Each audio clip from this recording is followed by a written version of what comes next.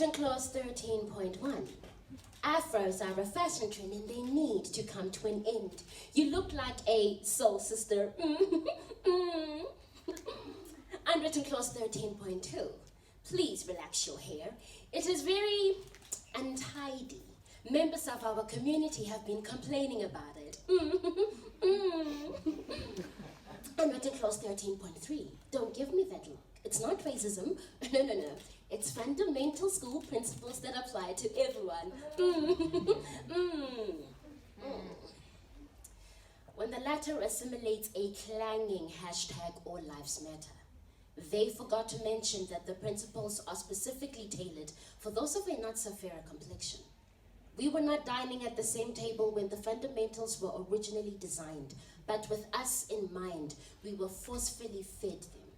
For 50 marks, explain to me the intelligence of a God-given cause crown being a barometer of mental capability.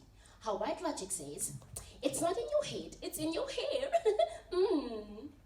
When cornrows are restricted to 6 rows, braids a problem, afro outlandish, confrontational, aggressive, dreadlocks a cult hairstyle, relaxed hair, not so much, as long as it's neatly tied up like the prototype of beauty. Yes, Becky with the straight hair. And even a head wrap is symbolism of unprofessionalism. Whilst white-collar crime is waived by a fine, unarmed, I was waived by K9 units to the headmistress's office. My crime, my hair, too ethnic. The consequence? Shave it off or face expulsion. I've been facing the expulsion of my mother tongue from their curriculum and school grounds. Justified grounds for the distortion of the heaviness of my name to weigh loosely on their tongue. Heck, they've been policing my blackness, expelling the soul out of it. Their institutions are a reminder. Their system, our nightmare. Their privilege, a birthright we need to scrape for. Their ignorance, our scars.